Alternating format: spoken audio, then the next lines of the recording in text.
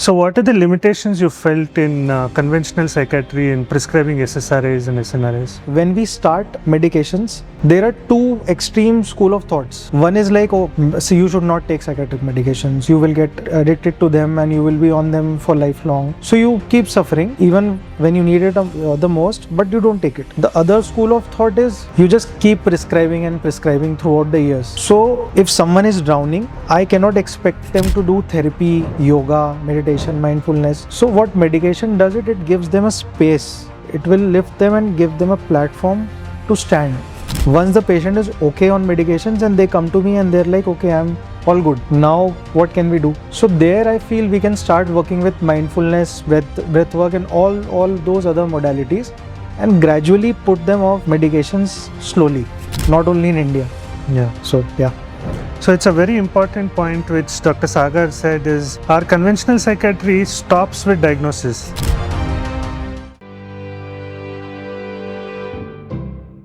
Hi everybody, welcome to today's discussion on integrative psychiatry. I am Dr. Gaurang Ramesh. I am a GI surgeon and also practice integrative and functional medicine. Today I have with me Dr. Sagar, who is an integrative psychiatrist who started off his journey as a MD psychiatrist, but very soon he discovered the limitations of conventional psychiatry. Today we have seen the rising incidences of mental illnesses, and a lot of people are not able to find solution in conventional antidepressants and medications. So Dr. Sagar went on to explore hypnotherapy and psychedelic assisted psychotherapies and also mind-body healing methods. And now after about 9 years of experience in integrative methodologies along with conventional psychiatry, he is now heading our integrative psychiatry program, and he has his own interesting way of combining integrative methodologies with the conventional psychiatry. So let's start with understanding what exactly is integrative psychiatry and what made you interested in this and what made you explore this field. Okay. First of all, Dr. Gaurang, it's nice to meet you. We have been meeting, but this is a first in-person meeting. So it is great to meet you and happy to be here. Thanks for inviting me. So integrative psychiatry, first of all, for that we have to go a bit behind and talk about integrative medicine or holistic medicine. So when I started researching about it, the name which comes is of Dr. Benedict Lust. He was called the father of naturotherapy. So even since a lot of years, a lot of doctors have realized that only prescribing medicines is not enough. That is why earlier they used to have treatments like go to the mountains and things like that, exercise, lifestyle changes, modifications. So as soon as I started my practice, obviously our kind of pathy teaches us to deal with pharmacological agents and stuff. So they definitely, as we will discuss in some time, what is their utility, but they also have a lot of limitations. Like a medicine cannot go inside the body and cure trauma, or if it is a bad diet or bad lifestyle. So a medicine won't be able to fix that, and those kind of issues won't be fixed with only medications. Or even CBT, the cognitive behavior therapy, talk therapy, no doubt it has its utility and it is good. So from there I came to realize that something is missing. So then my journey started with holotropic breathwork, and then I had a few sessions myself. So all throughout my journey, I have been working on myself and finding tools. So whatever tool I find the most powerful, I feel that we should use for our patients also. Again, like psychedelic assisted therapy is per se not available in India, but as in Arka, we are using ketamine assisted psychotherapy a lot. It has worked so wonderfully for a lot of patients for whom nothing has helped. They have visited n number of psychiatrists, n number of psychologists, suffered throughout the years. A few sessions in Arka and dramatic changes have been seen in them. So from there I came to know also about ancestral trauma, epigenetics, all that which we will be discussing gradually. So there is a lot that goes to healing, it is not only prescribing medications, or from the patient's part at times they will just expect you do some magical wonder to us with, we want to do no efforts, so that it does not work that way. Healing takes a lot of effort from the doctor and the patient, both of them. So it is a mutual kind of a thing. So there the whole approach of integrative psychiatry has started. So what are the limitations you felt in conventional psychiatry in prescribing SSRIs and SNRIs? From here I would like to quote what Dr. Gabor Mate spoke about. He is like an expert in trauma therapy right now, and his perspectives are like amazing, and I totally resonated with that. What he has said, that when we start medications, there are two extreme school of thoughts. One is like, oh, so you should not take psychiatric medications, you will get addicted to them and you will be on them for lifelong, so you keep suffering even when you need it the most, but you don't take it. The other school of thought is you just keep prescribing and prescribing throughout the years. I have seen patients taking medication since 20 years, 25 years. Nothing more has been done with them. Only prescriptions after prescriptions, drugs after drugs. So if someone is drowning, I cannot expect them to do therapy, yoga, meditation, mindfulness. They're drowning in all their sorrows and all their stuff. So what medication does, it gives them a space. It will lift them and give them a platform to stand. Generally, for a lot of clinics, the treatment part ends on prescribing medications. But what I have found is that it starts with medications. Once the patient is okay on medications and they come to me and they're like, okay, I'm all good. Now what can we do? So there I feel we can start working with mindfulness, breathwork and all those other modalities, and gradually put them off medications slowly. So yeah, sadly due to the lack of time, lack of mental health professionals, financial issues and lot of things, a lot of doctors also do not have that amount of time, so they are forced to just prescribe and let the patient go, even in the West, not only in India. Yeah. So yeah. So it's a very important point which Dr. Sagar said, is our conventional psychiatry stops with diagnosis. So once we say, okay, this person has depression or anxiety, that's the end of it. We start prescribing and we stop exploring. But integrative psychiatry starts with diagnosis. So once we start the prescription, we support the person to stabilize, and then we start exploring the imbalances in the body, the hormonal imbalances, the nutritional imbalances, what triggered the person to develop these feelings and emotions, and then the patient ended up in this situation. So research into the patient starts with the diagnosis and prescription, and then we work on tapering the medication. So why do you think a form of medicine is not yet being accepted by psychiatrists? As I said earlier, that I read a statistic somewhere, I am not aware of the latest statistics, but there is only one mental health profession per lakh of the population. So what happens is, at a lot of psychiatrists, if you go to their practice, there will be a lot of patients waiting, and you cannot give them time. If you like in the West, it is different. In the West, a psychiatrist max to max sees 5 to 6 patients or 7 patients throughout the day. And the amount of money they make, for a doctor to make here, they obviously, the workload is more. They have to see almost 50 patients, because there also it is covered under insurance schemes and all that thing. Here the patient has to bear the brunt of the most of the expenses. So yeah, but for their time, definitely they will be expecting that amount of money, which a lot of patients are not affording. Also, not a lot of them are willing to put in that time and effort into the healing journey. They want shortcuts. That again is an issue which needs to be explored. So that, because of that, the conventional practices is not being focused on the holistic manner. Because I have 5 minutes to see a patient, what can I do? I will just talk with them, diagnose them and give them medications and tell them to come back. So in the integrative manner, after you start prescribing medicines and they stabilize, what is the first thing you would like to explore in a patient? First is when the person is deep into their miseries and trauma, they are not in a state to talk about it. So what I generally do is I would refer them to a therapist after they are normalized, and in Arka we have an excellent therapist, Mrs. Ranika. So I try to refer most of my patients to her because of the excellent insights she has in all those issues, and so there the therapy work has to start. Then we have to decide what therapy has to go with a person. So I also recently that came across the family constellation therapy.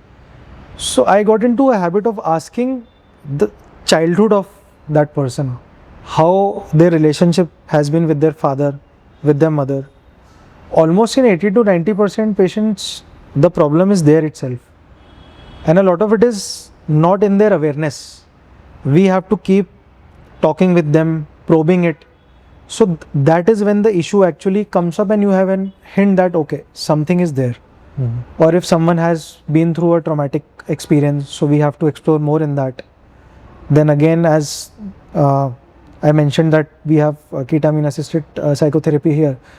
So a lot of the times I refer patients for that because talk therapy works, no doubt. It's not like it does not work, but it takes 4 to 5 years. What talk therapy does in 4 to 5 years, I'm not exaggerating, but I think 4 to 5 sessions of ketamine can do. So why to waste so much of time on the healing journey? Because a lot more will come up gradually. So that is how we go about. So what do you think is the difference between a conventional psychologist doing a talk therapy and a trauma-informed therapist doing a psychotherapy? So it is a world of a difference. Nothing against the clinical psychologist or the conventional CBT. Obviously that has a lot of data and a lot of scientific backing. But it is a very slow process and it works a lot on the intellectual side. Like a lot on the conscious programming of the patient. It is very difficult from the conscious to go to the unconscious.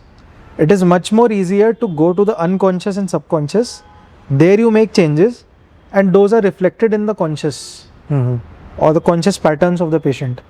So as I said that it is very slow, the conventional therapy. It is nothing against it. It works, definitely it works, but it is very slow and it works a lot on the mind level, not on the body, energy and the psyche, deep exploration of the psyche. Not a lot of therapists are able to go there. So that is why the alternative therapies, I've seen it working way more faster. Like almost magical changes are seen in a few sessions than in a few years. So why waste time in the healing journey?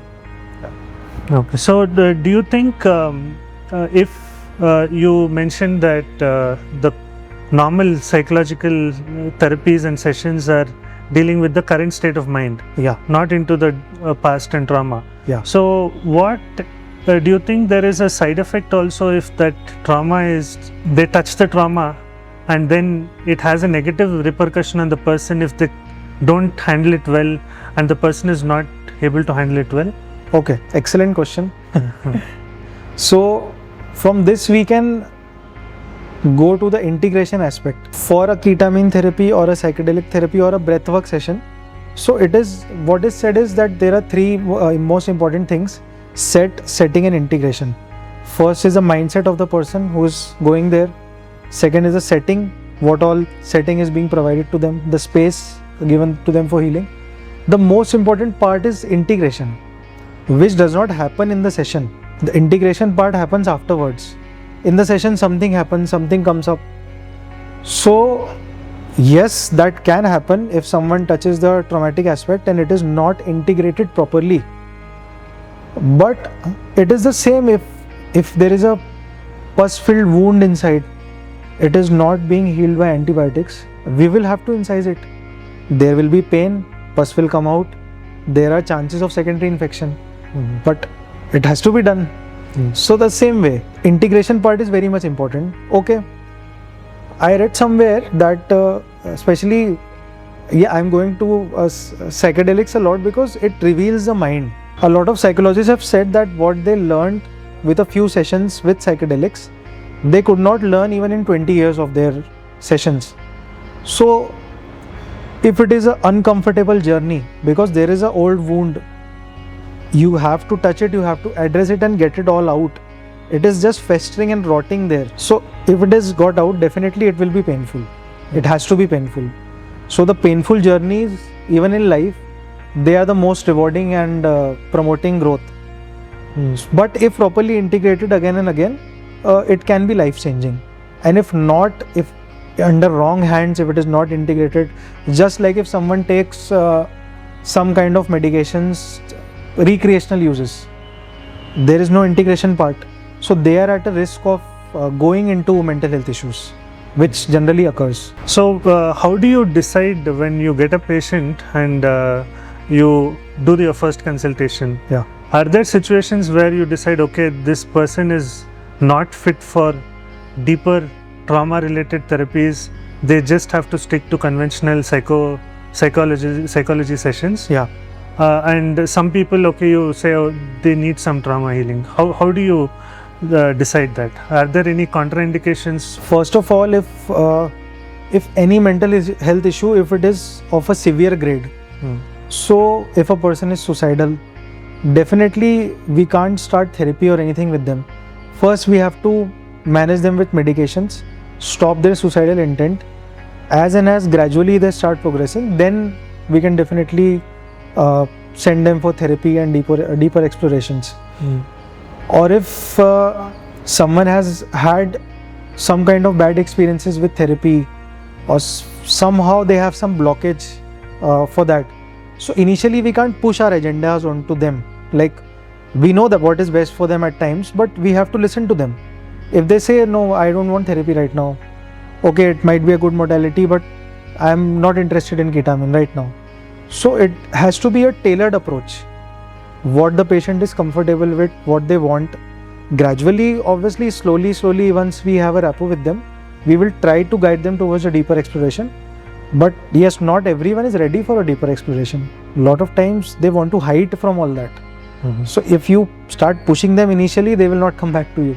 Yeah. They will go seeking comfort from somewhere else who will just console them and send them off.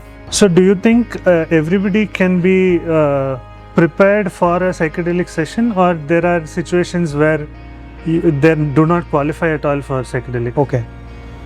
So be it a ketamine session or a psychedelic session, even in a holotropic breathwork I have seen, seizure disorder can be a contraindication. There were a few cases in holotropic breathwork also who developed a seizure episode after it. So definitely we can't take them. Then all the psychotic illnesses, schizophrenia, acute transient psychotic disorder, again we can't use them, because psychedelics take you to some another state a bit away from the reality. They are already away from the reality. So if we use such molecules with them, it may worsen their mental state a lot.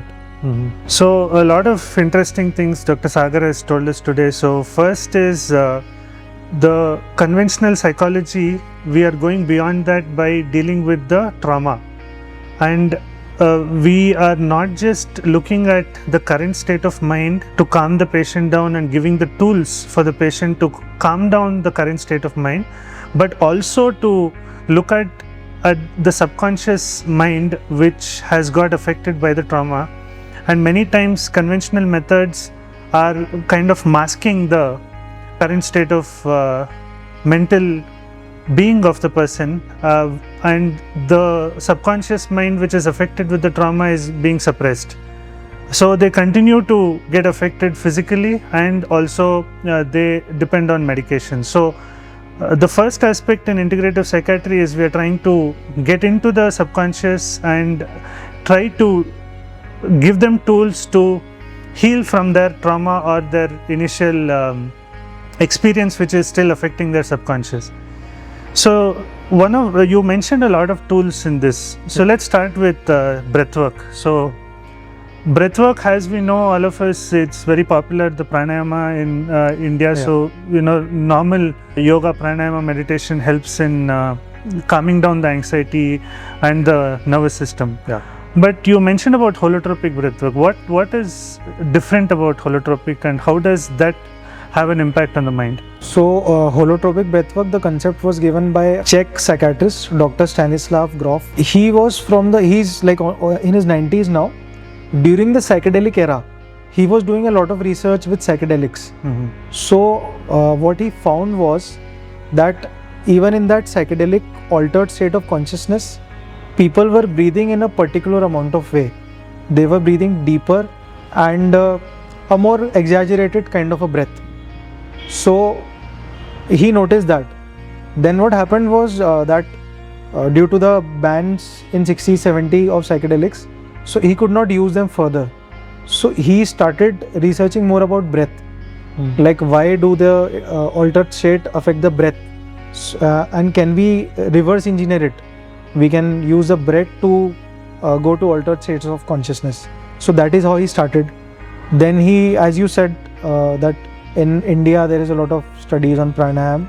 So he sat down with a lot of Indian gurus, Tibetan monks, people from native Indian cultures, and extensively he did a lot of research on breath. So at the end, what he found was that yes, there are a lot of techniques, n number of techniques, but if the breath is deeper and a bit more exaggerated, so that causes hyperventilation, and that somehow acts like a key to accessing your psyche. That, along with evocative music, loud evocative music, which generally the person hasn't heard, and then the person is blindfolded, and afterwards you are told to draw a mandala. So all this is theoretically, I also read it, I was a bit fascinated. At times he found out there is something called as perinatal matrices. Birth supposedly itself is a trauma. So while the different stages of labor, if someone gets stuck there, so they will have a stuck feeling all throughout their life. If someone had an umbilical cord around their neck, so they will always have a feeling of suffocation, and if maybe claustrophobia also, that has been linked with. So that he linked with all the life experiences. Then again, okay, I read about it, I was fascinated, I wanted to do it. What is it? So I went for a few sessions. So just before that, I would like to touch a bit upon shadow work. So I started reading about shadow work. What all we know in the East, meditation, yoga, mantra chanting, and connecting with deities and all of that. So that they put in the category of light work. In a sense, that is increasing more positive emotions and positive energy in us.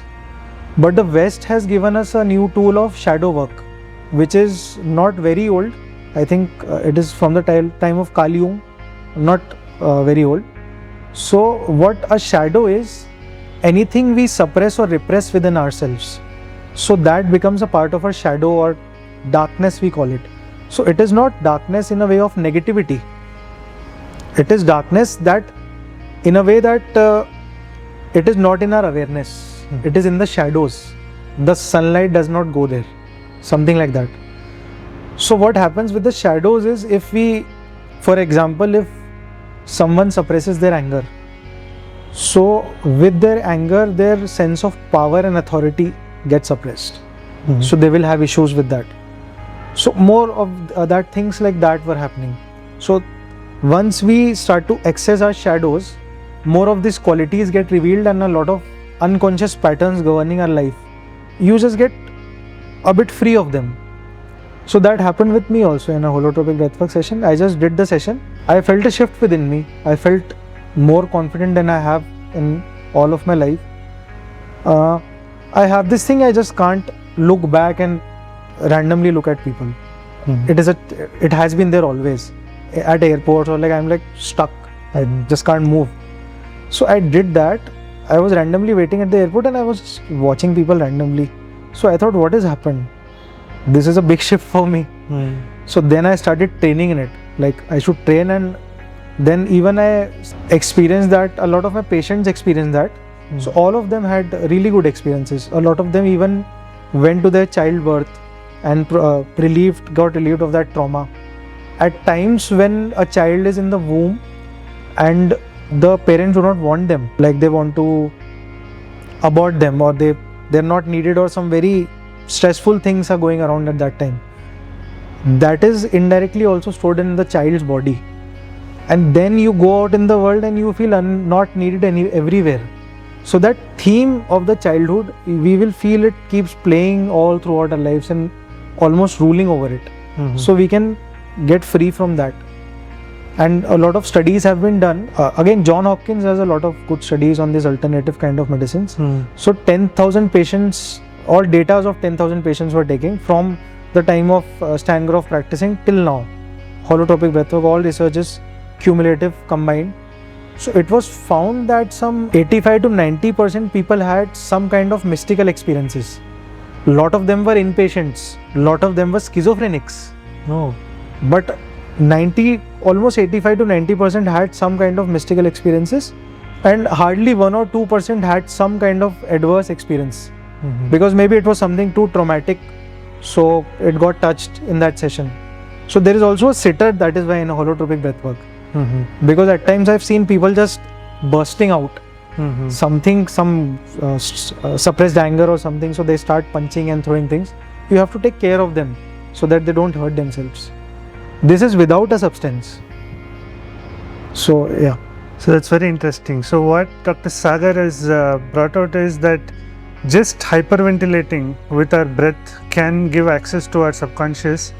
He's also told us about the way the holotropic is done, that we need to think about the setting and we need to prepare ourselves before we actually go into a holotropic session. So today what's happening is there are a lot of wellness retreats people are going to, and they are experiencing part of holotropic session. Yeah.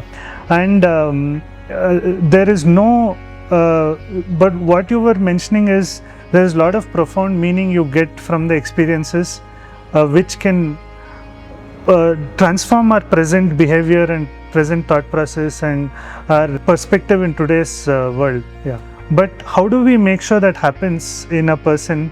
How do we make sure, you were mentioning about integration. So can you tell us more about how you make sense of the experience you go through in a holotropic so that you have a lasting impact on your mental health? Holotropic breathwork is, first part is a relaxation. There has to be a breather and a sitter. So a lot of people ask after that, can I do it at home? You can't do it at home because it is risky. I will tell you why it is risky. Because the session is for at least 2.5 to 3 hours. First of all, you have to keep breathing. The sitter has to motivate you at a lot of times. Like some people go to sleep in between the sessions.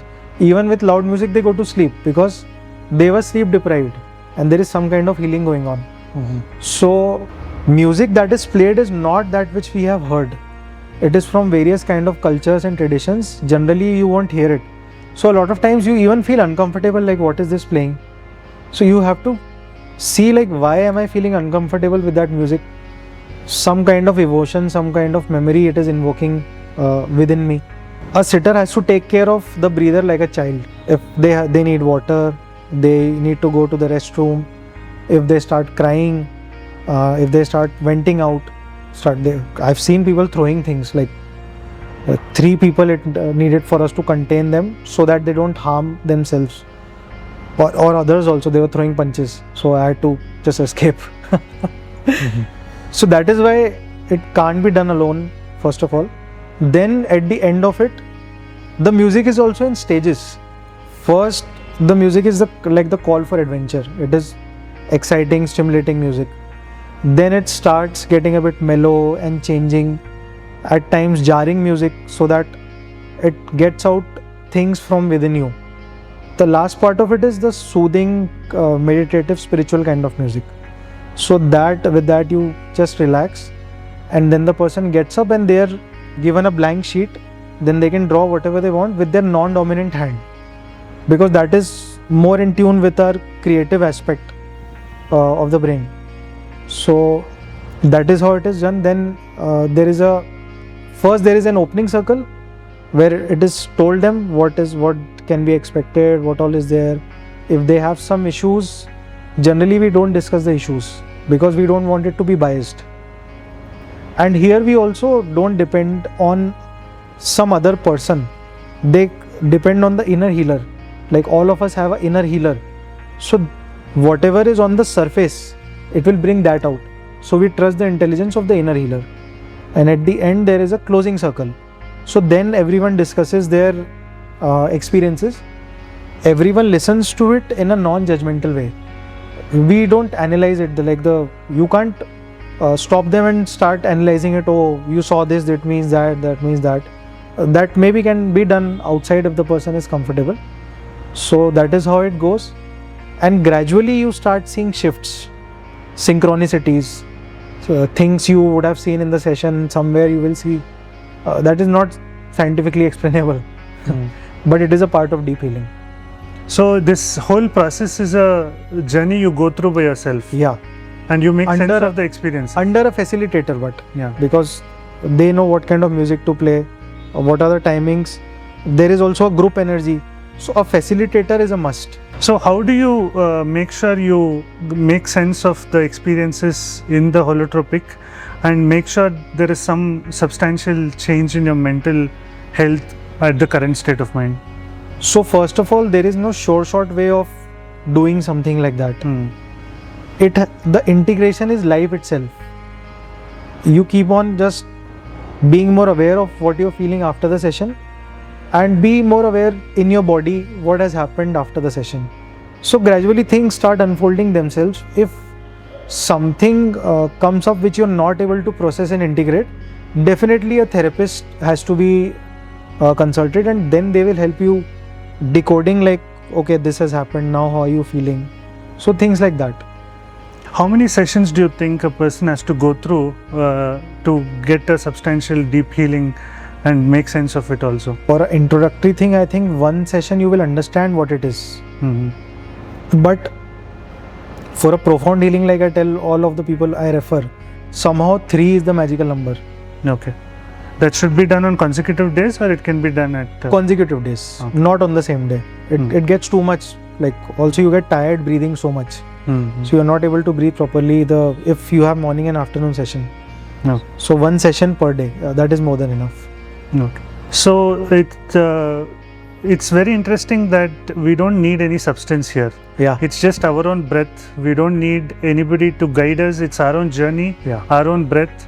It's completely natural. Yes. And we can access our subconscious and get profound insights of our past experiences. So if somebody is not willing, or ready enough to go through this, either because of their medical condition or whatever may be the reasons they're not able to go through a holotropic, are there any substances which can mimic a psychedelic experience? We were mentioning about ketamine and all that. Yeah. First, let me talk a bit about psychedelic assisted psychotherapy. A lot of research is going on in the West. Let me start that by quoting a research again by John Hopkins. So there was a study done where they compared escitalopram versus psilocybin, which is called as magic mushrooms. A lot of research is going on magic mushrooms, MDMA. So the result of the study was that a person who's taking an antidepressant throughout the year and a person who has underwent 2 journeys with psilocybin, they have the same amount of improvement in their depression and anxiety. The exact same. So that is kind of a path-breaking research. Sadly, a lot of these molecules are illegal. Even MDMA, they have been trying to get it approved for PTSD, but in a few places it has started happening, but not on a mass scale. So they have immense potential of healing. So now next, let us come to what is available, because this is not available. And if someone who sees this podcast and thinks in their mind they will procure something and eat it, it will not cause healing for them. For that substance, it is just a catalyst. For it to heal, you need a proper setup, you need a facilitator, you need people who understand what that it is a form of a natural medicine, what that actually is. The next best thing is, which generally we use at Arka, day in day out. Now I've almost become a fan of it. So we use ketamine assisted psychotherapy. So ketamine is a NMDA antagonist by itself. Initially it was only used as a anesthetic agent. It is an excellent painkiller and to put a person into a state of anesthesia. So in anesthesia department they use it a lot. Since a few years it was found that even for treatment resistant depression, ketamine has worked very well. Excellent. Again, a lot of studies on ketamine. Like if someone is suicidal, they are already on high doses of antidepressants and nothing is working. So IV ketamine therapy has worked well for them. The recommended dosage which we use is 0.5 mg per kg of the body weight of the person. A slow infusion is given. Now, so I am not boasting it, but at Arka we use it in a special setting which is not available anywhere else. So what happens in all the traditional clinics and even in the West, they will give the ketamine IV infusion, they will give some headphones, some music for the patient, and the studies are done on that. But in Arka, what I saw was that our therapist, Mrs. Ranika, she does the sessions with the patients. So they last up to 2.5 to 3 hours. Whereas if you only give the substance, I have seen it lasting only for 15 to 20 minutes at times. So one session is like power packed. If you take a session from somewhere else where they just give it and they leave you on the substance, it will work, definitely it will work, but they are not using it for the exploration of the psyche properly. So here what we use, I think it will be equivalent to 10 sessions of that. One session only will be so much beneficial. So a lot of interesting things Dr. Sagar has told us about ketamine assisted therapy. So ketamine is probably the only psychedelic which is approved all over the world, and esketamine also is in 2019 it got FDA approval, and now we have enough clinical trials. Dr. Sagar was mentioning that it's a part of our psychiatry textbooks also as an approved treatment for treatment resistant depression. But whenever we talk about it, the doctors think it's an anesthetic drug, and common people think it is a party drug, but it cannot be used as just as a substance. It has to be used, like Dr. Sagar mentioned, we have to set the setting, create intentions for why we are doing ketamine, and adding a psychotherapy when during ketamine experience adds all the value and makes it much more transformative experience.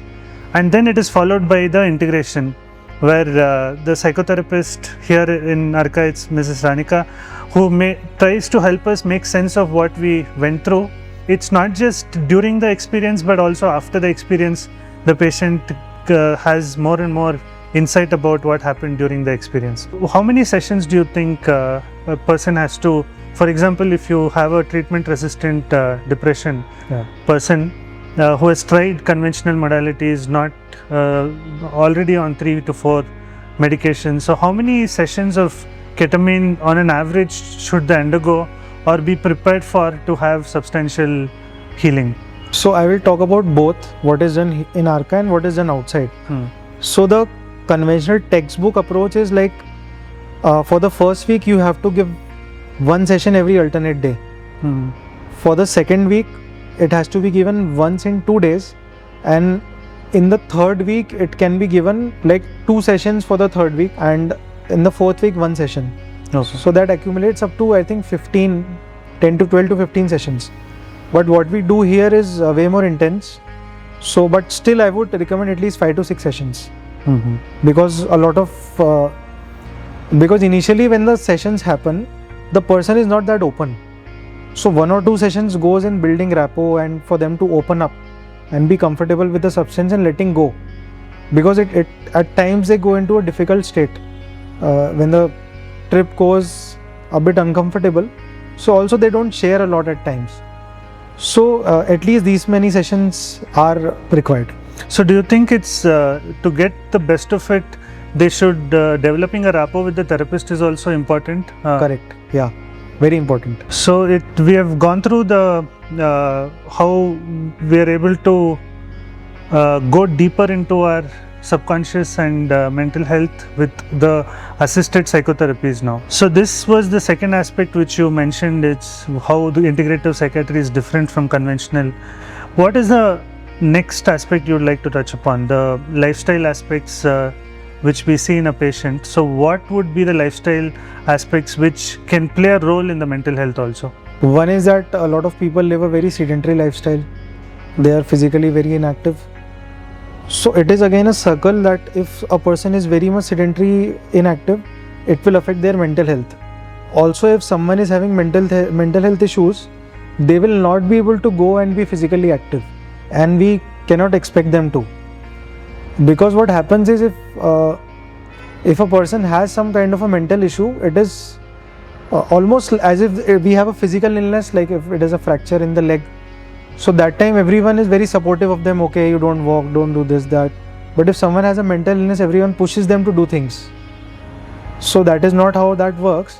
But once a patient starts feeling better, then definitely they have to start some kind of like practice of physical fitness, like daily walking or exercising. Then some mindfulness exercise has to be there, meditation, by increasing their awareness. Then I think the gut and the diet part, you are the expert, so you will tell me about that better. Okay, let's talk about one by one. So first you mentioned about the exercise. So this is one fundamental problem we have realized, we come across, that they don't have enough motivation to do anything, not even like go for a walk. So how do we deal with that issue when they are not even motivated to go walking? How do you change the behavioral aspects in integrative manner to motivate them to start the lifestyle changes? So there we use the tools of conventional psychiatry. If someone do not have that energy levels and they don't want to do anything, no therapy, nothing, I don't want to do anything, then you use conventional medicines.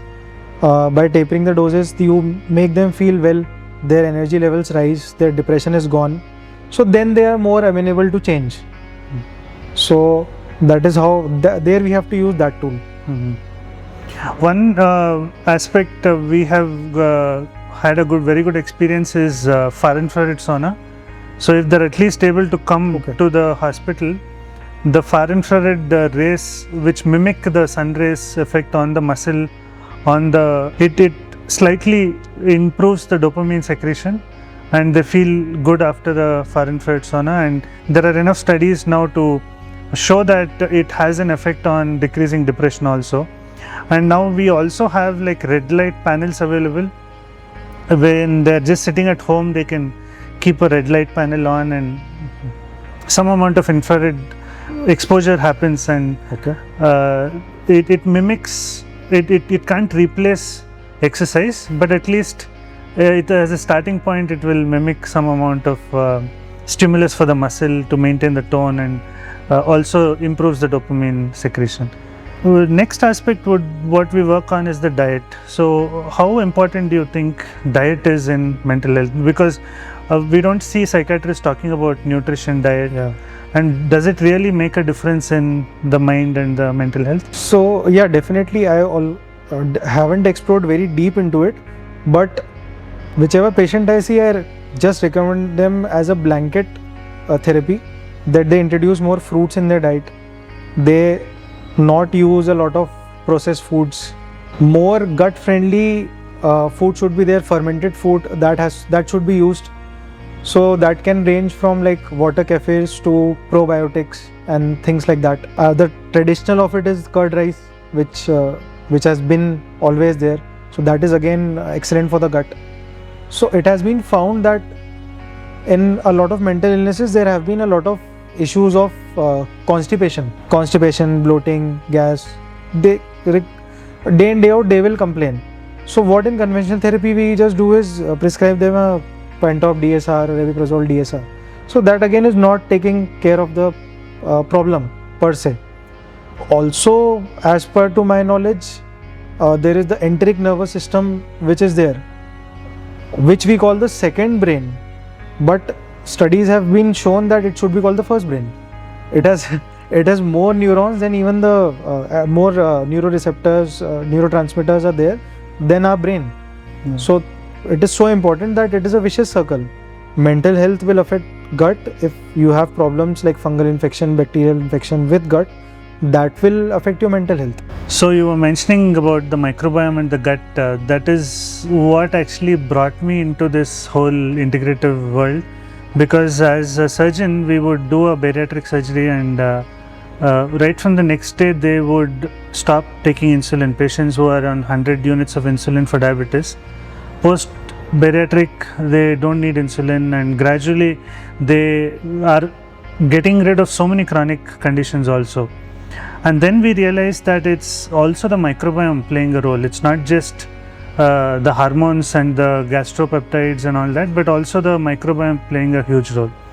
So that's when I started exploring this functional and integrative space and looking at the microbiome. So we generally think the gut-brain axis, which you mentioned, is only about the nervous system, but there are three aspects here which we are working on with our patients in Arka. So first is the vagus nerve itself. Like you said, it's more of the nerve signals which are going from the enteric nervous system, which is in the abdomen, to the brain, than the signals coming from the brain to the gut. A lot of neurotransmitters like serotonin, dopamine are like 70 to 80% of serotonin is produced by the gut microbiome. So having a good diversity of microbiome is absolutely necessary for our serotonin production and serotonin pathways also to function properly. And another aspect which you were mentioning is the gut symptoms which you have been seeing in patients with taking medications for a long time. So some of the medications also cause some suppression in the motility of the gut. So they end up having constipation and motility issues, and that gives more time for the bacterial toxins and some of the undigested proteins and some of the toxins in the food to have a negative impact on the intestinal lining. And intestinal lining is a very interesting thing, because it has to be permeable to only what we need, and it has to be impermeable to the toxins and get it out through the stools. But if you look at the skin, it is impermeable to most of the things, but the gut lining permeability is very important, and when that starts getting affected because of all these aspects, the toxins from the bacteria and the bacterial imbalance and the toxins from the undigested food starts having an impact on the neurotransmitters and the nervous system, and then the vagus nerve, and also on the autonomic nervous system, on the cortisol, on the stress. That is one of the key aspects we work on in Arka. So we make sure that they're digesting well, and then we start, like you mentioned, introducing fermented foods and diversity of fiber and phytonutrients, so the diversity of microbiome also improves, and we also start giving them nutrients which will help them heal the lining of the intestines, so that the permeability is lesser, so that the endotoxins going into the bloodstream and disturbing the immune system also is lesser.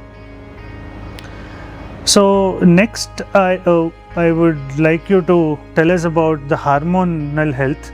That is also something which the conventional psychiatry is not looking at. Do you think hormonal health is having an impact on the mind?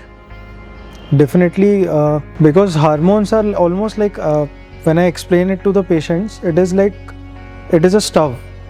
So if your hormone levels goes down, so the stove is to a dim thing, so then you start gaining more weight and you start seeing issues. And if it is to the full thing, then again there is a burnout and things like that. So on what comes from hormones and mental health, from top of my mind is thyroid issues, which are very rampant. So I have seen in almost 6 to 7 out of 10 patients who come with depression, anxiety, invariably they have a thyroid issue. Either they have it before coming to me, or on medications gradually they just develop it due to the excessive stress. So with hypothyroidism, what is seen is there are a lot of issues of depression, feeling low, not feeling good. And on the other hand, with hyperthyroidism, there is anxiety, palpitations and things like that. So yeah, it is definitely a lot of hormones are involved, but on top of mind I can think of thyroid issues, which are like very common. Yeah, cortisol is definitely linked with stress. More the stress, more the cortisol levels, more there will be weight gain, muscle wasting, things like that. So cortisol levels also have to be under balance, but they are generally dependent on the stress. Also, what I have seen with trauma is with PTSD, there is a big role of these hormones. There are a lot of neurotransmitters like adrenaline, noradrenaline. So what happens is that a person, when they were facing the trauma, there was a flight or fight reaction, and there was a lot of cortisol, lot of adrenaline, noradrenaline. In that moment, there was a build up. So what happens is, at times our body gets stuck in that state. Even when you're out of that trauma, the body is, because you did not receive a safe space for your body and your being to realize, okay, now I am safe. Okay, that was a one-off experience, now it won't happen. But the body is very protective in mechanism. Goes to that state, it keeps carrying that state again and again. So that is how anxiety generally creeps up, due to elevated levels of cortisol and adrenaline and noradrenaline. So that is something I can think. There is definitely a lot more to it. The pituitary axis and all the hormones involved, but these are the very common ones which I have mentioned. That's very interesting what you brought up, because I've seen it in chronic inflammatory conditions also, like there is a low-grade bacterial infection or mold issue or a Lyme's issue or post-COVID syndrome, where the viral issues are still having and post-viral disorder that's not subsiding. Even in such patients, we see that because of the chronic inflammation and cortisol is always high, they go into a state of always being in fear, and their limbic system, which is controlled by the amygdala in the brain, is also triggered, and we need to give them some tools to help them realize that they are safe, they are normal, they have to calm themselves down. That is something also we are practicing in Arka called the limbic system retraining. So we give them basic tools. It may, when you tell to patient, it may seem so simple. How will box breathing help? How will mindfulness help? But it really, when they practice that over time, they see phenomenal changes in, they're able to get into a parasympathetic state and reduce the cortisol levels without actually giving any medicines. We see serum cortisol also reducing, and then they get ready for dealing with the trauma and going deeper into the subconscious. Now let's talk about the genetic issues. Do you think small changes, mutations in the genes and epigenetic changes also can have a role in mental health, and is there any way we can find out and treat those issues? So initially a lot of medicine practice was based on hereditary disorders. So at a time it became like everything is genetic. This is genetic, this is genetic. Genetic means you can't touch it, you can't do anything about it. So it was like almost like a life sentence you give to someone. But now the branch of epigenetics, a lot of research, even there is a name of Bruce Lipton. He is a very famous researcher. So it has been found out, like the environment around you, be it as you told about mold and fungus toxicity, be it stress, be it a toxic family environment, being in a toxic relationship for a prolonged period of time. So that has a detrimental effect on our DNA. Like smoking, we can just correlate with that. So trauma and stress, living in a toxic environment is as bad or even worse than smoking, I can say. So what happens is there are a lot of inactivated genes in all of us, which if gets activated cause diseases like cancer and other things. So due to a lot of stress and trauma, also there is a link.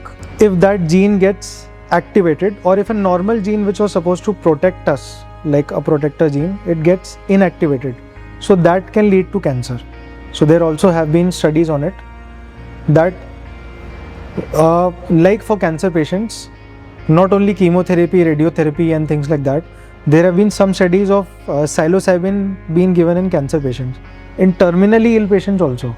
Like they know they are at their deathbed, the doctor has given them a few months to live, but with a few psilocybin sessions, obviously done in the West, it has been found their lifespan has been extended. The quality of life is improved. So that is a really big thing.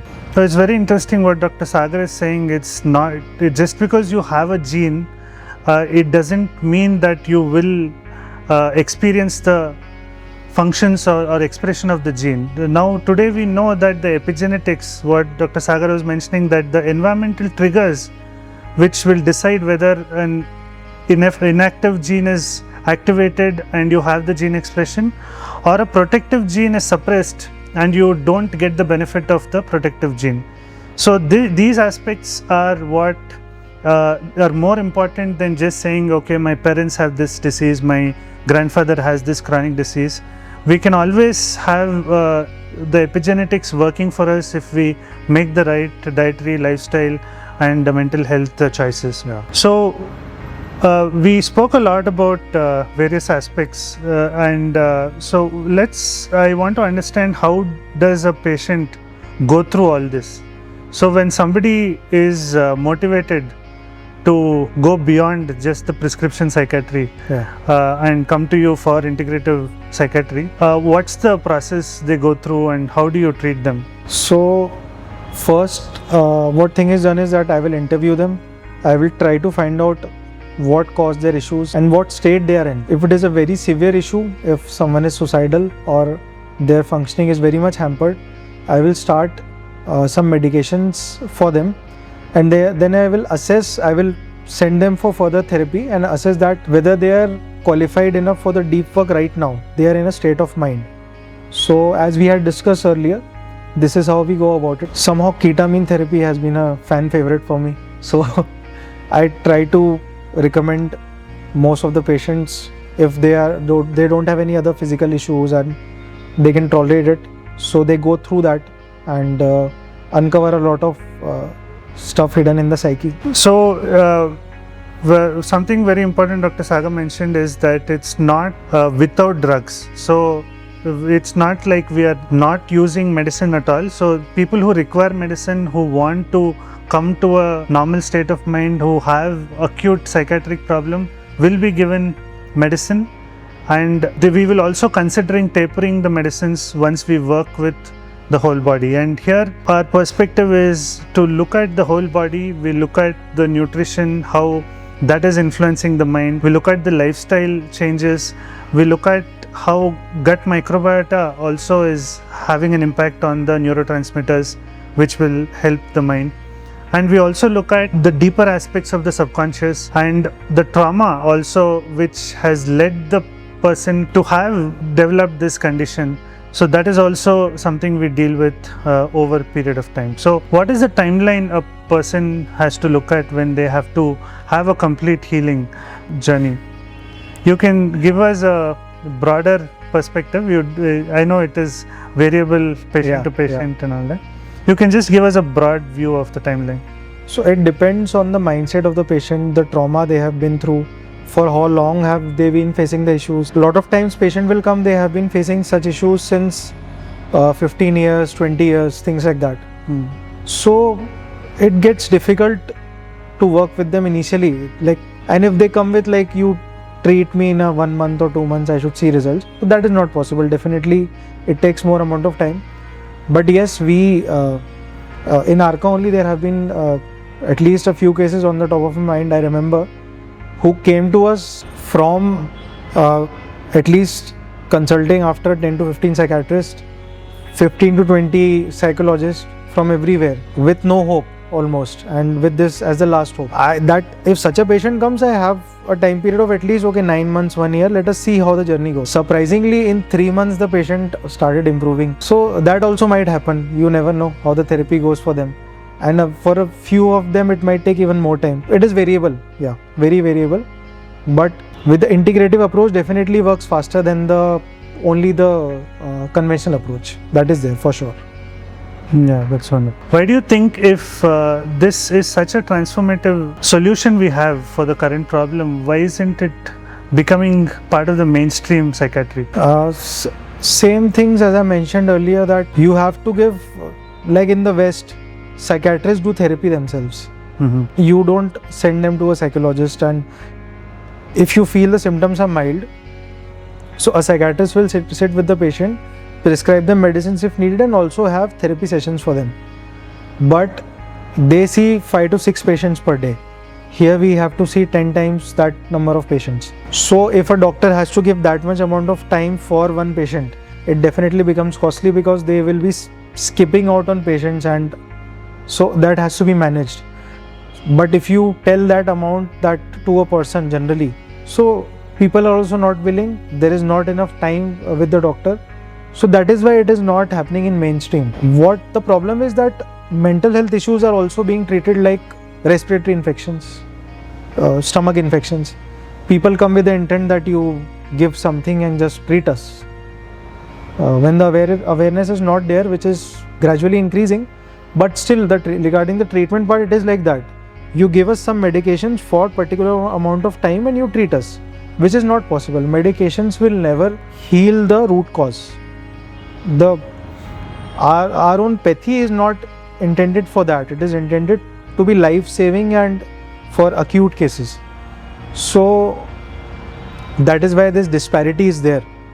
Maybe there are a lot of people who definitely want to heal people, want to help people, but either there are time issues or financial constraints, or both generally. So a lot of interesting things you brought about. So the challenges we have now is, one, with the doctor. We don't have enough time to spend with the patient. We're not able to also gain the perspective in our conventional training of how to look at the whole body perspective rather than just looking at symptoms. The second challenge is with the patients, that they want a quick fix. They want mental illness to be treated like an infection, that you just give me a prescription, make sure that I'm functioning, and I'm done. So these two challenges are happening. So, but in the doctor community, whenever I approach, I'm trying to find a psychiatrist who does this for 2 years, and finally Ranika introduced you to me.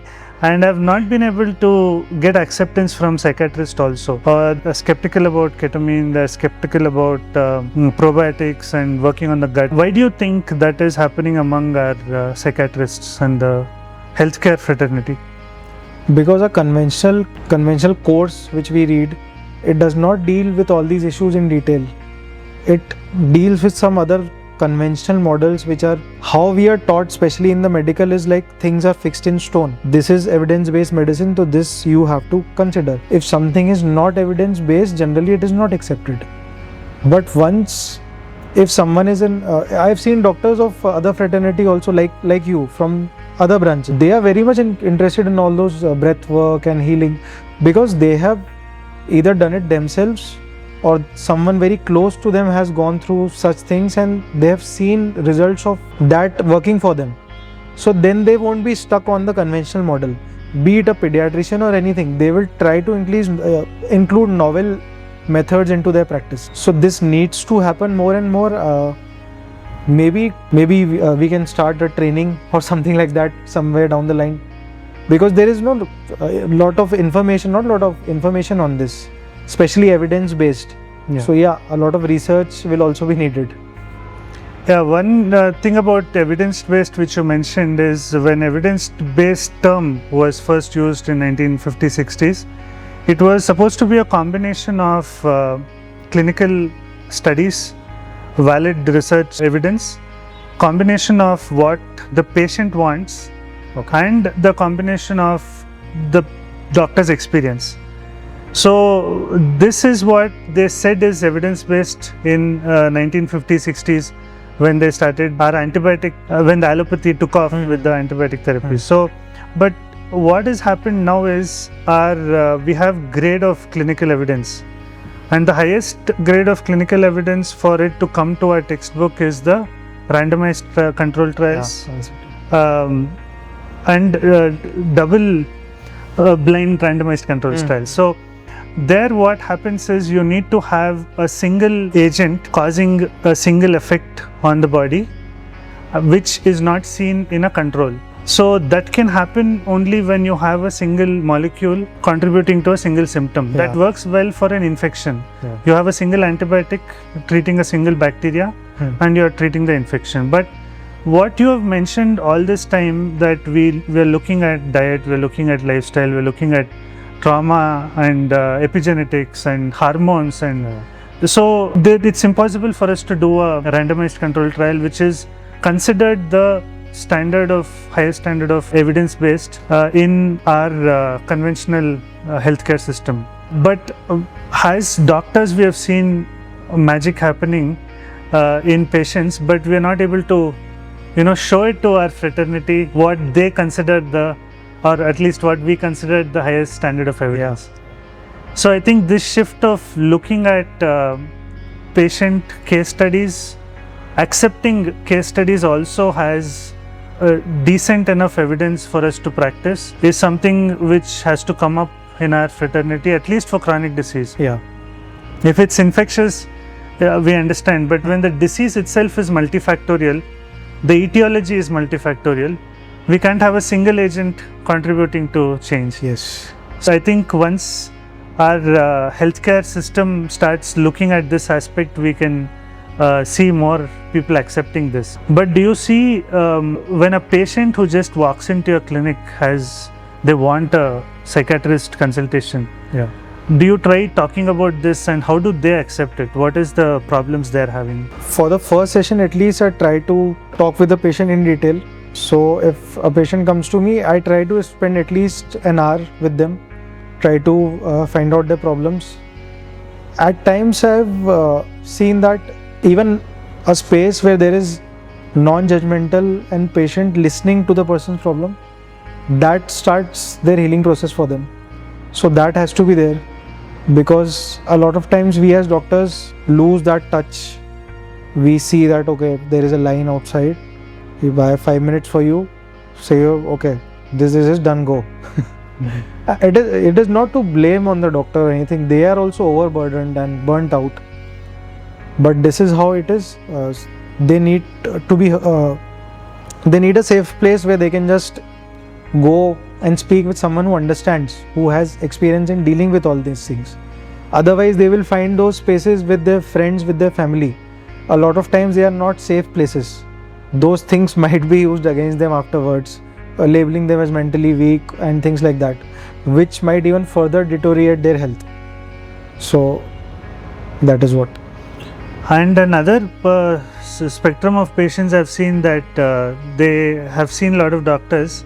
They come with a belief that it is a lifelong disease, especially in, it happens in metabolic diseases like diabetes and hypertension, that they've been told that you have a chronic disease, you have to take a lifelong medicine, and that is happening in psychiatric illnesses also. Like you see a schizophrenic or a bipolar and they've been told that they require a lifelong medicine. So what do you think of these conditions which in conventional psychiatry we believe that lifelong medicine is required? Is there any hope for such patients?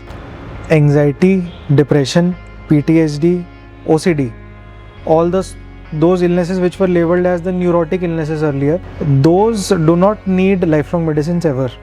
They only need supportive medications. Once the patient is out, you have to give them tools to take care of themselves and do not fall into the same old rut from where they came from. For psychotic illnesses, I have read about like communities and tribal especially. If someone starts hearing voices, so they are considered to be the next shaman of that place. And so a special environment is created for them, and they are not judged or labeled for hearing voices, talking with themselves or being somewhere else. So they are given a very safe and protected environment. And somehow I have read that helps and that person becomes the next shaman. But in our society currently, I have not seen that kind of a space anywhere.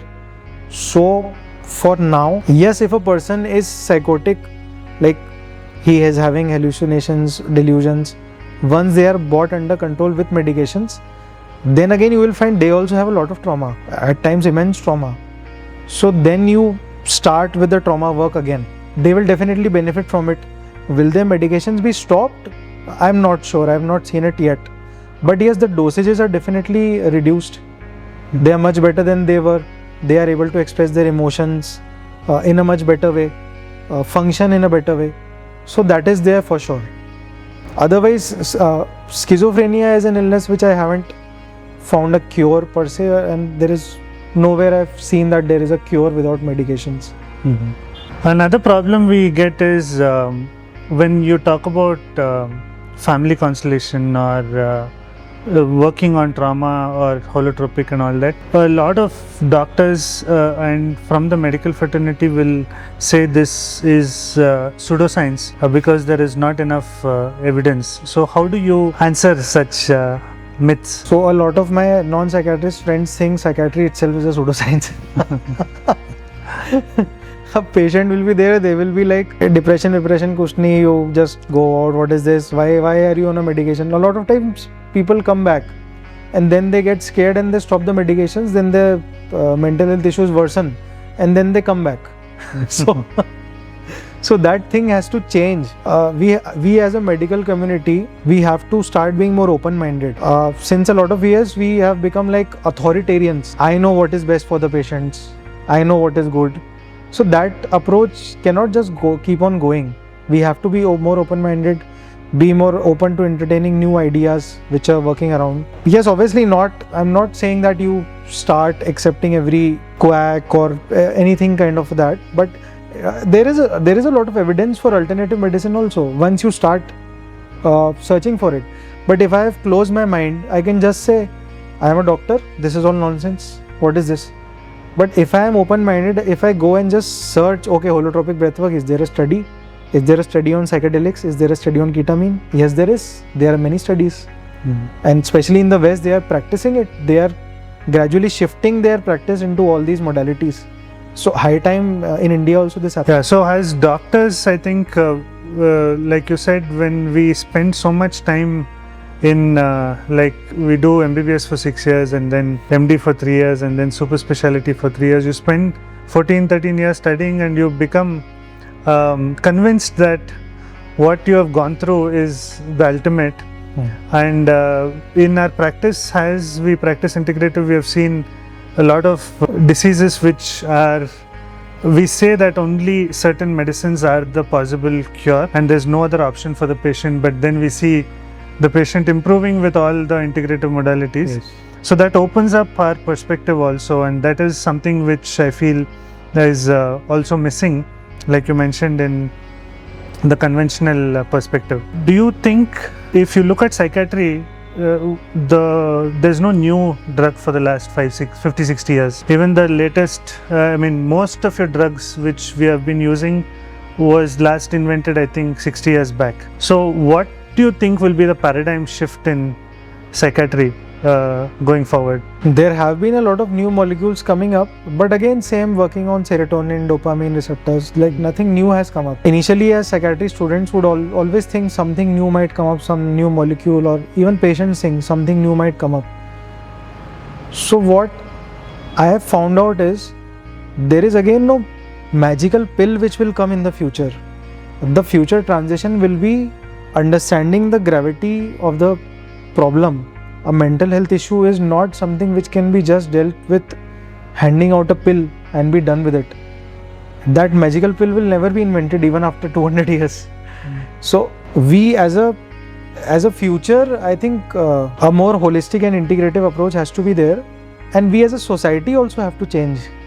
So the society is also toxic at so many levels. So there was a anti-psychiatry movement by Lang and Zas. What they again, they went to an extreme end, like opposing psychiatry, they were psychiatrists themselves. So extremes never work, it has to be a balance. So they said that a person who's suffering from a mental illness, it is just a coping mechanism to survive in a sick society. And generally what I also have found out, like a lot of these people who we label as patients, they are very sensitive. They have a lot of qualities of kindness, compassion. But that is why they are more traumatized and more hurt. it is easier for them to get hurt. They don't have the tools to regulate their nervous system and protect themselves. So the society as a whole has to accept it. Like, we can't just shun those people from outside the society and label them as, okay, this labeling kind of a thing. They are human beings, they are very complex, they have their own emotions. A lot of them are more gifted than the so-called normal people. A lot of the times, people who are traumatized and troubled people, they are excellent artists. So this is what, I don't know when this happens, but the society has to make room for them and accept them for their flaws as well as their gifts, not only see them as broken. And do you think, just going a little deeper into what you just said now, if such a person who is sensitive and you're working on the trauma and you find some answer, will it again become a blame game for the patient to say, okay, I have been traumatized? They continuously expect empathy, and they continue to stay in that state for the empathy. Do you come across this kind of situation? Yeah, it happens. That again is a blockage. Like, healing happens in layers. So one layer is peeled off, they say something, and they're like, okay, this is it, this is the cause. So they have to go deeper and deeper. If you peel more and more layers, at the end you will find yourself, I am the cause of all of it. So yeah, that happens with superficially, and a lot of people stop at that moment also, because if the therapist will tell them that no, you have to go deeper, you just can't keep blaming and all, so they get angry at times and they leave therapy. So that their progress stops there only. If they would have stayed for a bit more and then they would have explored a bit deeper, so then the healing would happen in a much more profound way. So what you're saying is there is some amount of spirituality also as you go inside. So do you think that spirituality has a role in psychiatry? It does. Like, even in the WHO definition of health, there is a mental, physical, emotional and spiritual health. So we are spiritual beings, and in quantum physics has proven it, that particle and wave theory, that we seem to be like solids, but we are waves vibrating so fast that it is not possible for one to decipher whether we are a wave. That is there, and everywhere we are using waves, EEG, ECG, we are taking use of all the energy circuitry. So why not accept it, like, okay, we do emit all these waves and energy. People who who have worked on their spiritual angle, somehow they have more resilience. There have been studies on this, who are more maybe not religious, I won't call it religious, who have faith on some higher power or something like that. So they, in the score of resilience, by using some data and worksheets, it was found they are more resilient if they have belief on something other than them, on some higher power or something like that. So definitely that angle should be explored. That angle is explored in our settings, but in a very different kind of a way. So if there is a mental illness, a lot of times people come to us after visiting 8 Babas. They will they will give some bhabhuti to them, they will tie some threads or nazar utarna and all that, whatever they do. I don't know, their intent might be correct, but if someone, especially if it is a psychotic patient, and you keep doing all those stuff to them, so it reinforces their belief that someone has done something to me. That thing we have to take care of. Yes, honor the spiritual and religious side, but not in this kind of a manner which is happening currently. So we have to be scientific even in our quest for spirituality. We have to take our there was a quote from somewhere that listen to your heart but carry your brain with you. So that is what all of us have to do. Yeah, so it's very interesting. So what you're saying is we have to be continuously curious. First of all, we should not be in the shell of our medical textbooks. We have to be a little open, curious, but also have the critical mind in our practice and look at evidence in alternative medicine also. Yes. When we implement changes to our patients. Not to go overboard in either direction. Yeah. So how do you think we can implement this into the regular psychiatry? Will this ever happen where the conventional psychiatry will start embracing the integrative perspective? I think that has already started, as the research on psychedelics currently, which has just spurted up. itself is a very good sign. A lot of psychiatrists, psychologists are looking for other ways of healing. So if it is happening in the West, gradually it will trickle down to India also. It will take some time, but I am very much hopeful that someday such kind of a therapy center opens. When the patient comes up, you just interview them, and instead of maybe prescribing a pill, you have a few psychedelic sessions with them. they are healed and they go home, and you have breathworks and all those things, alternative modalities. If needed, medicines plus this. So that is the future. I think is very much possible, because a lot of stuff is going on. Since many amount of years there was no research. Suddenly research has started coming up. So I'm hopeful. And I think we focused a lot on ketamine and holotropic. Can you tell us a little more about MDMA, and that is approved for clinical use in couple of states in the US, and even Harvard and Stanford is come out with randomized control trials to talking about MDMA. So can you tell us what kind of patients are ideal for such therapies? So MDMA, if we do not get into a lot of chemical and structural nuances, it is basically a heart opener. In where they use it, they call it like that. It is a heart opener. It is approved in a lot of places for the treatment of PTSD, post-traumatic stress disorder. So what happens in PTSD is, as I was talking earlier, that a person is stuck in the fight or flight mode. So their body is almost stuck there.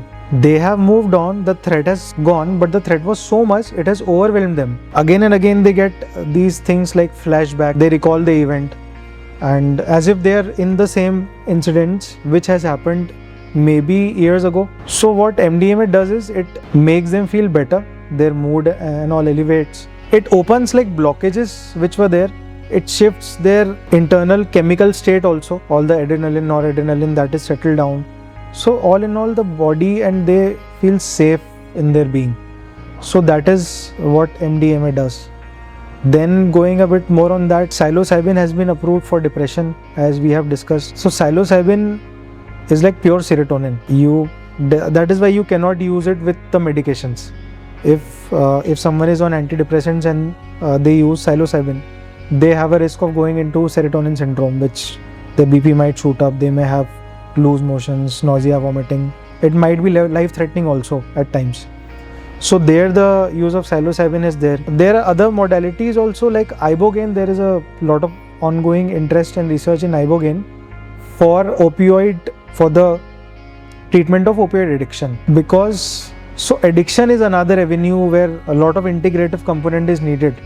Otherwise, what is happening in addiction is none of their core issues are addressed. None of them. What we do is, a person comes to us in withdrawal, we manage the withdrawal, we give them some medications, maybe some kind of a therapy if they're lucky enough. A lot of times they don't get therapy or even medicines. A lot of Can you tell us a little more about addiction? What exactly is happening at a biochemical level in the brain also, and how we can look at it in an integrative perspective? Okay. An addiction is basically an escape, a numbing down. It can be in the form of a drug, it can be in the form of a gaming addiction, it can be at times compulsive masturbation also, that is also a form of addiction. So what is happening is that there is not enough dopamine produced.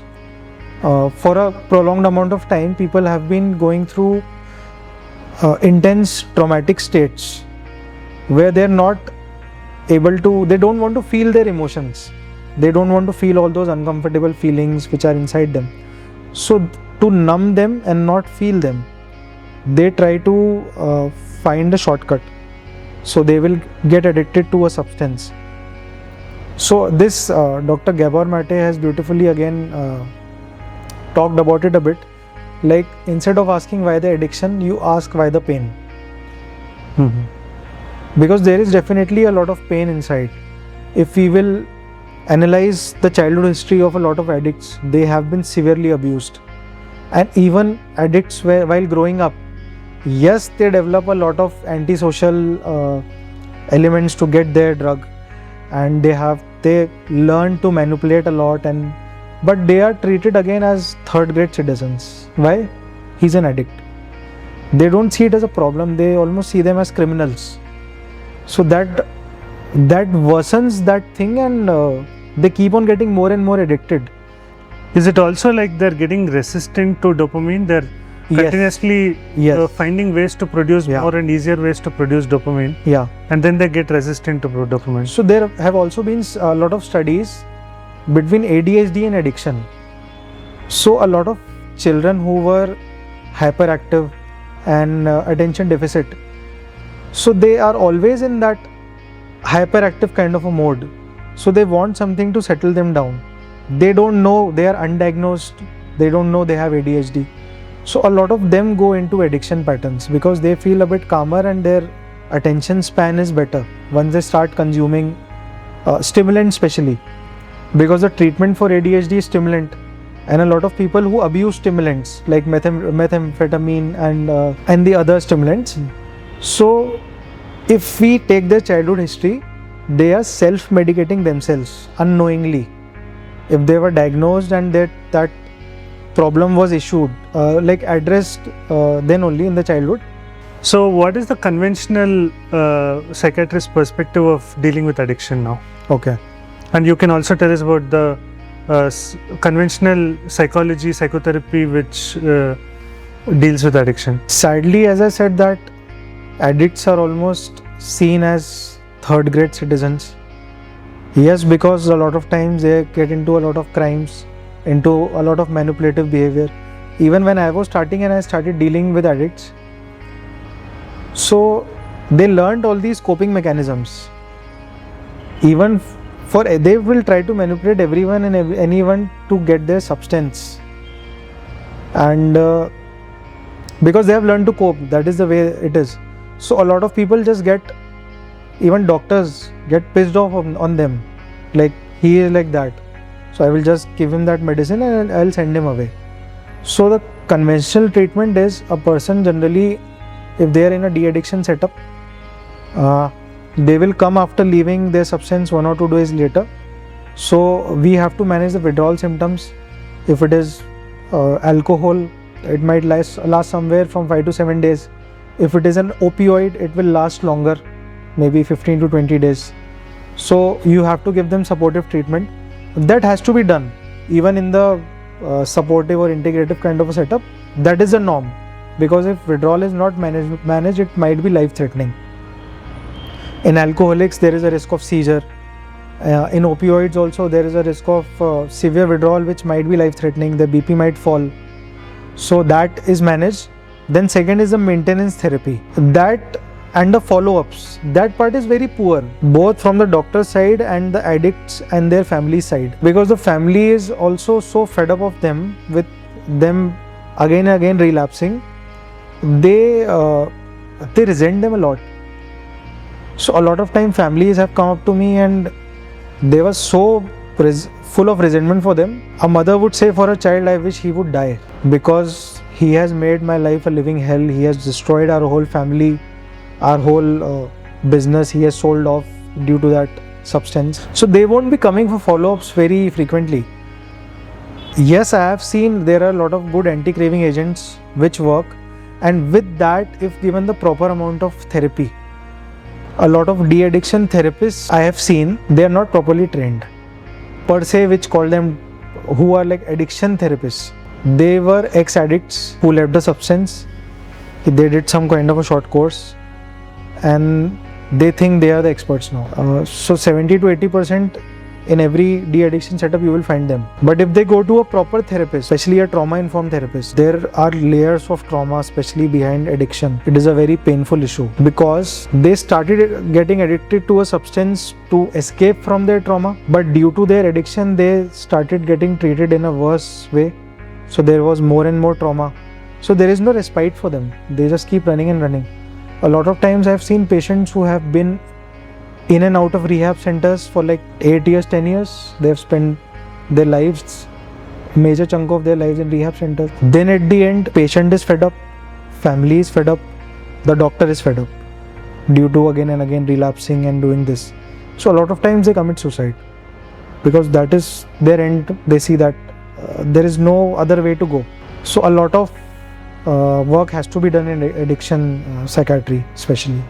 So what you're saying is the conventional de-addiction treatment is great for acute withdrawal symptoms. Yes. We're able to manage the withdrawal symptoms in a hospital setting in a controlled environment. But after they go back home, the maintenance phase is where the follow-ups are not happening. Yes. And the therapist has to be trauma informed to Yes. make a radical change. Otherwise, they go into the vicious cycle of going back into the trauma and going into the addiction to suppress the trauma. So what in integrative modalities what we do is do you feel is a game changer in the de-addiction treatment? So there have been studies especially with benzodiazepine dependence, again with ketamine. So it has proven to be very useful. That can be used. There is a very good research molecule, as I was talking about, ibogaine. So again, it can't be used in a non-supervised setting. Apart from the setting, everything, a proper medical support team has to be there, because a lot of times the BP might shoot up. Same with ketamine, like we have a team of doctors who also monitor the vitals. Ibogaine again is a next level thing. It is a bit dangerous, but it has been found that for opioid treatment, even I have a lot of patients, so only opioid substitution therapy is working now. Definitely yes, rather than taking their substance, than that opioid which they brown sugar, which is called, they will put it on a foil, they will burn it and inhale the fumes, which damages their lungs and the nasopharyngeal tract. Then while taking the substance, they will get in touch of criminal elements because it is illegal. So anything untoward might happen, you never know. So reducing all those risks is opioid substitution therapy, where we give them methadone or buprenorphine so that they don't have withdrawal, they don't have cravings, because opioid has physical withdrawals, the body starts paining. That itself is okay, it is a very good therapy for now, I agree, but it is not a solution. Instead of a substance, the person is coming to a doctor and taking a substitution again and again. As much as I want and I try to motivate them, they want that buprenorphine by hook or by crook, they just want it. So their ibogaine has been found to work on the opioid receptors and almost renew their state. So then that kind of a withdrawal, that kind of craving for opioid is seen to not be that much. But again, all these molecules are in research, not used mainstream at all. Let's see, hopefully they will be mainstream soon. So what you're saying is the conventional treatment in de-addiction, the patient is going from being addicted to one substance to then being addicted to the medicine itself. Yeah, for opioid that happens. Yeah. So in when you talk about psychedelic assisted psychotherapy using ibogaine, what exactly is happening to break that cycle, and how exactly is it working to change the neuroplasticity and the thought pattern of the person? Okay, so there is something called as the default mode network. A lot of brain areas represent that, like prefrontal cortex and angular gyrus, and one or two more areas are there, which main is the medial prefrontal cortex. What is it? Default mode network is how I feel, how I think. We are almost like automatrons. Like if something happens to me, I will react in a particular way. If something happens to you, you react in a particular way. We are like programmed computers, and programming has been done since childhood. So that is how we are. So what a psychedelic drug will do is, it will turn the default mode network off throughout that trip. So from here only that phrase of out of the box ideas comes, because you are always in a box. So once you are in that therapy, you feel like that system has shut off. Then you feel a respite and relief from that. Then you have a space for being someone you have not been all through your life. But that again is a potential. It develops as a potential.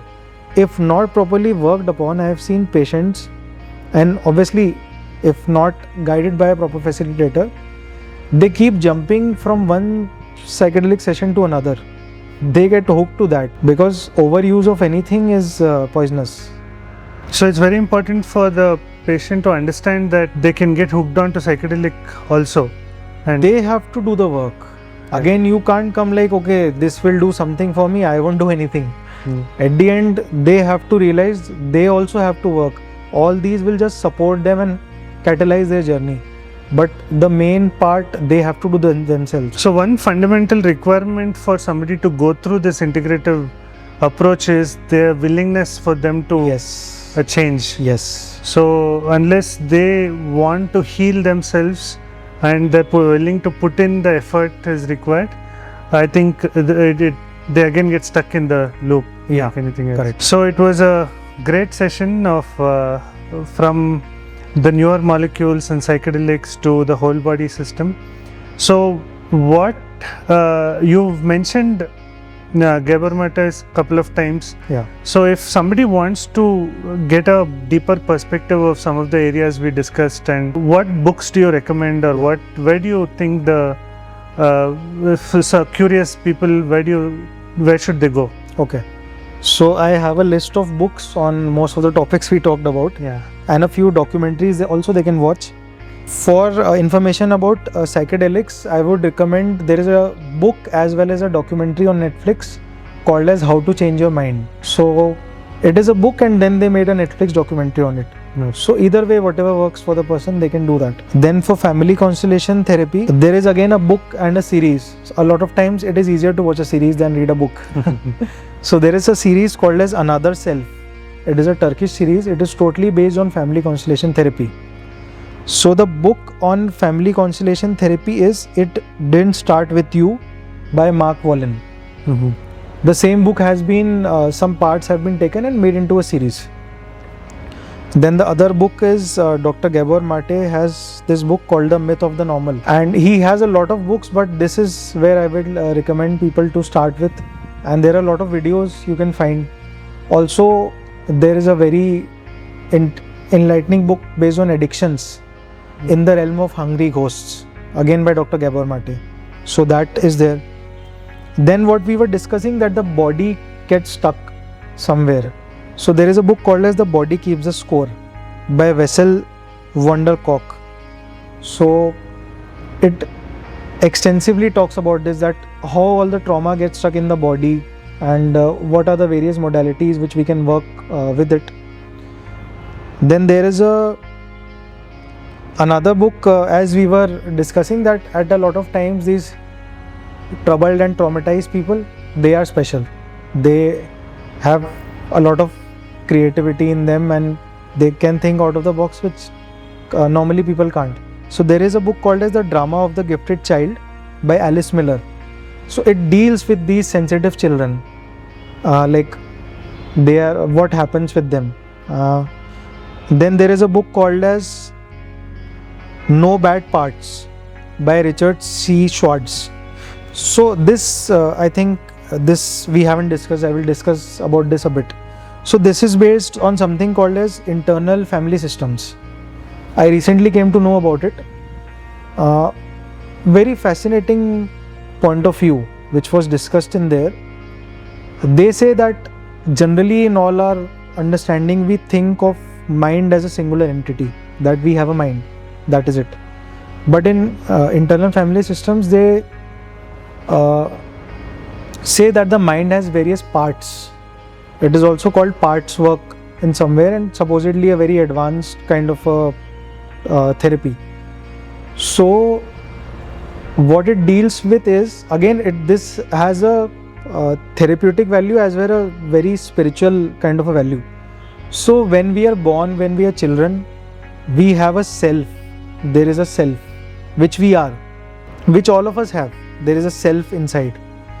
If someone is going through some experience, some kind of a traumatic experience, so a part develops in them, like a protector part who wants to protect them. There is also inner critic part which all of us have. Doctors have it especially. especially the very high functioning people, they have a very big inner critic part. That is what keeps them working. Like, it is not enough, it is not enough, you do this, you do that, you do more. What that part is doing, it was not supposed to do. Just because it got through that traumatic experience, it has taken on the role of that part. So then there is the theory of blending of parts. So what gradually happens is that protector part feels like, okay, the self is not equipped to handle it, I will handle it. So it blends with the self. So gradually, like 4, 5, 7, 8, all these different parts, they will blend with the self. So at the end, you do not know what you are. We do not know what the self was. All of it is action, reaction, this happened to me, so I started behaving in this kind of a manner. So how they work is by de-blending. And also there is an interesting concept that all these parts reside in different body parts. Like that from there they go into psychosomatic medicine. Like if someone has a part residing in the shoulder, so they will have a shoulder pain. A shoulder pain means burden of the world on my shoulders. If someone has a calf pain, so they were very anxious about the future at a lot of times. So there a part developed which started doing that. So gradually what this deals is, you have to unblend all those parts, separate them, see for what they are, acknowledge them. A lot of them are stuck in childhood. They think you are a 5-year-old child which was traumatized then. And there is a set of programs which is still running. They still feel you are a 5-year-old child. They don't see you as an adult. So there you have to address them, and maybe it is a very extensive therapy. Like thank them for when they were, and gradually take on the role they were meant to initially. Like if you would have seen the movie Moana, so there was a fire demon kind of a thing. When someone went to them and acknowledged their presence, they turned out to be a goddess. So they are parts just wanting to be heard. Once you hear them, they will take on their original role, and the self will gradually be revealed. Also, the person who has revealed that self in themselves, it will be easier for them to see that in another and acknowledge, okay, that is not the person itself, that is some part of them which has taken charge and making them behave in that manner. So that was really interesting. I just got to know about it a few days earlier. Which was like you keep knowing new and new perspectives which you never had any idea about. So the things you mentioned are extremely fascinating, but like we go back, it's we are stuck with our own bias of knowledge, and it's difficult to we acknowledge that there's something psychosomatic. There are some physical symptoms related to the mind, and we sometimes label the patient as functional, go to a psychiatrist and things like that, when we can't figure out what's happening. But all the modalities which you mentioned, which is giving some link of the physical symptoms to the mind, we continuously see patients getting better when we treat the emotional conflict or the trauma aspect of it. And we also have explored something called German New Medicine. Again, a lot of criticism for that from the conventional psychiatry of linking the emotional conflict or the trauma to a physical symptom or a tumor. But there are definitely some success stories, some failures. The failures we can always attribute it that the healing did not happen, which itself is so complicated and difficult both for the patient and for the therapist. So this is also something, do you think there's a way to look at the link between the emotional conflict and the physical symptom or the tumor in a way that there could be acceptance in our healthcare fraternity? Is there a way to get evidence of that to get the acceptance? I think for that we will have to make a kind of a therapy and then give it to the cancer patients, and then conduct proper studies while doing double blinding and all that, and then see the research for ourselves, and then we can publish it. So that we'll have to apply that route. Yeah. Only then it can be. Also, if we feel in our own practice that something is working for patients, they're benefiting from it, and if it is even not conventionally accepted, then definitely still we can go ahead and do it with our clinical practice. Because for making it conventionally acceptable is a very long road. How much of it will be possible, if it can be done or not, I don't know at this juncture. Definitely an attempt can be made once we have that much amount of confidence on something with our clinical practice. So we will be more eager to do research on that. We will be more eager to spend that time, all that statistical analysis and all that, because clinical practice is, for me at least, it is good, but research and all, I'm not very good at it. So it was, we have discussed a lot of things and it was a great discussion. Thank you so much for joining. We have discussed a lot of things today, and I'll just try to summarize what we have done so far. So first of all, the conventional psychiatry is looking at only the biochemical aspect of the neurotransmitter. When we say the serotonin reuptake inhibitors, what we use for the medicines, but we are going in integrative perspective, we are going beyond just the neurotransmitter aspect of the. First, we start looking at the whole body perspective, because the psychiatric illness is not just a problem in the neurotransmitter, but also everything which is contributing to it. We look at the diet, we look at the lifestyle, the behavior, the microbiome, the gut-brain axis which is having an influence, and we also look at the hormonal influence on the neurotransmitter. And once we are able to, so the whole, we cannot solve this in a 10-minute, 15-minute consultation like Dr. Sagar was mentioning. He spends almost an hour going through the detailed history of everything which is contributing to it, all the physiological imbalances which are contributing to the issue, and then we have to start correcting one by one. And we also utilize advanced diagnostics.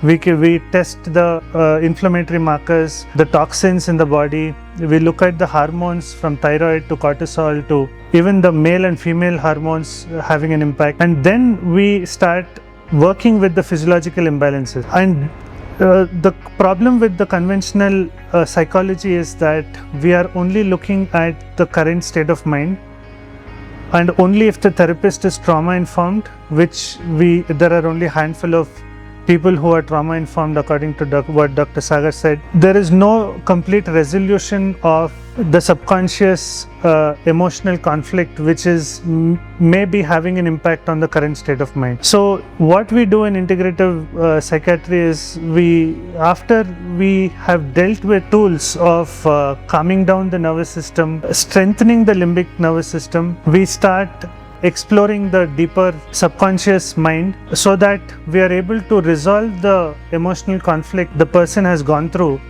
And this, like Dr. Sagar said, is there are layers of treatment. We can't achieve that in one sitting.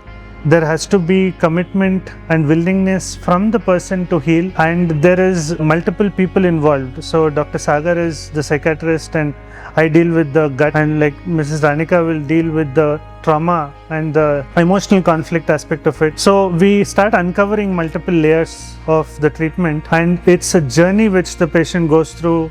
And finally, there is also a spiritual aspect to it, which Dr. Sagar mentioned. We are dealing with the body, the mind, the emotion, and the spiritual aspect here in integrative psychiatry, and that is why it is so complex that it's not something which can be practiced everywhere, and it requires time from the practitioner and from the person going through this form of medicine. So it was a great discussion, Dr. Sagar. Do you have any takeaway messages to give to people who are willing to go through this journey and who are willing to explore the integrative psychiatry?